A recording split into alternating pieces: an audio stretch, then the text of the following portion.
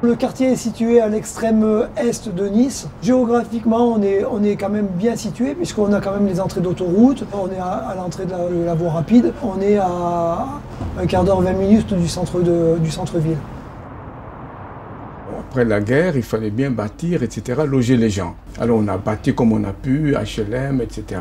Puis les gens sont là en nombre. Il y a 3 niveaux. Le Turin, c'est en bas.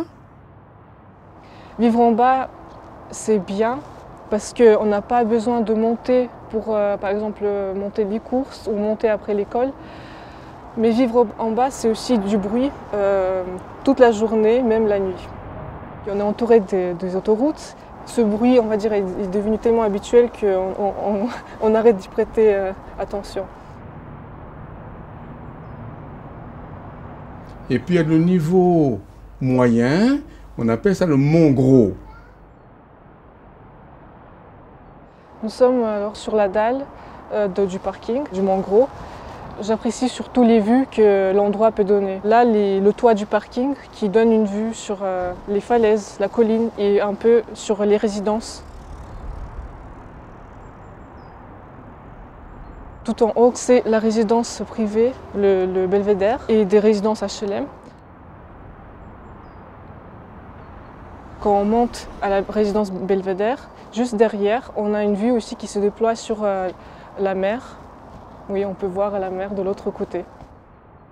Le matin, on entend encore les petits oiseaux chanter, ce que vous ne trouvez plus en centre-ville.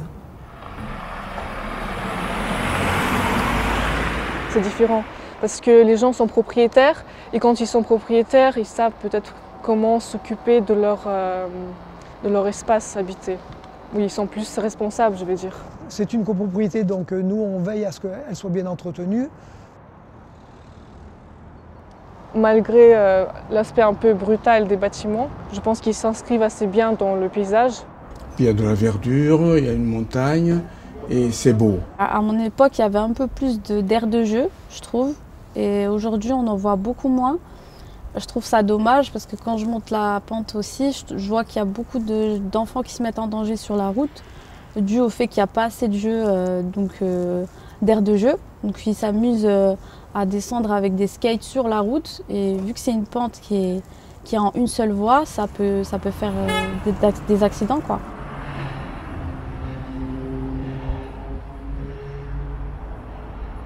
Il y a une petite cour. Et voilà quoi, je préfère tout le temps jouer là-bas avec mon ballon et c'est tout. Ici, il y a une petite cour. Plus bas aussi, au Mont Gros, il y a un grand stade qu'on peut exploiter. Il y a aussi derrière une espèce d'aire. Bon, elle est un petit peu abandonnée, mais ça peut être construit. Là, à mon avis, il y a 2 responsabilités. La responsabilité des autorités qui doivent pouvoir aménager des espaces appropriés pour jeter des saletés.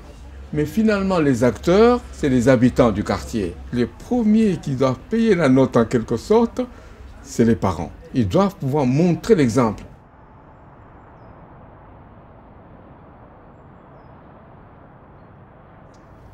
J'ai aidé une fille et sa maman. Bon, ils ont certainement quelques problèmes de santé. Je leur ai porté des paquets jusque devant leur porte, qui est située au premier étage. Sur le palier, c'était un tapis, le sol et le plafond et les murs, un tapis de blattes. Ce qu'il faut savoir, c'est qu'aujourd'hui, les poubelles ou les pompiers avec la grande échelle ont du mal à venir jusqu'ici. Avec les voitures en stationnement, ils ne peuvent pas faire demi-tour.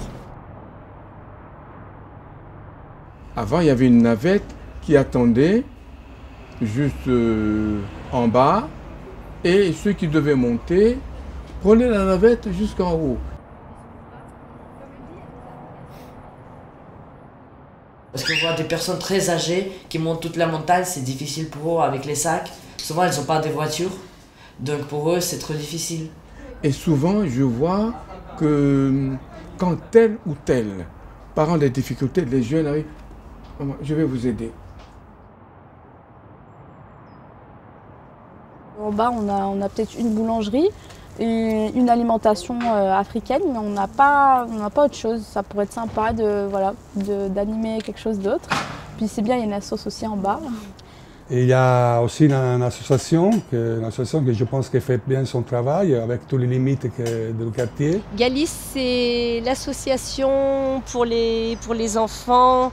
Ils apportent aussi pour les gens qui cherchent du travail. On fait château gonflable, on fait fléchette électronique, après on fait basket, foot, il y a plein après coloriage.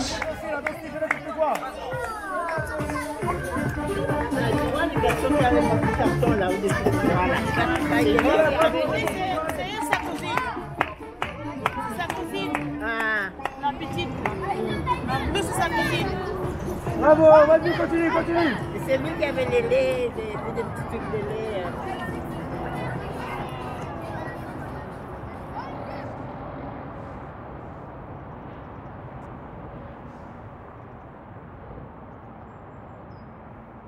À l'entrée, en fait, il y a le pont et juste à côté, il y a une entrée dans le parc naturel. Il y a des jardins partagés. C'est un espace alloué au quartier qui est sur le flanc de la montagne. Et c'est joli. Je suis mandaté en tant que bénévole pour intervenir sur ce jardin pédagogique. Dans ce jardin, on essaie de recréer du lien social et réapprendre à s'approprier le sol et la nature. Voilà, on a la terre d'origine. Et si on prend la terre après une année, on voit déjà la différence de structure entre les deux. La terre d'origine de l'année dernière et la terre un an après. L'année dernière, on s'est aperçu qu'il y avait de la productivité. On a cultivé des tomates, on a cultivé des courges, on a cultivé des pommes de terre, on a cultivé des poivrons, on a cultivé des salades, énormément de choses. Ils ont pu manger le produit de ce qui avait été fait et donc s'apercevoir que on pouvait avoir de la fertilité avec rien. Celui qui a créé ce quartier, il a bien fait de le créer. Parce que déjà, il y a plein de trucs. Je le trouve joli parce qu'il se passe toujours quelque chose. Il y a des enfants qui jouent matin, midi, soir. C'est parfait. Je reste dans le quartier.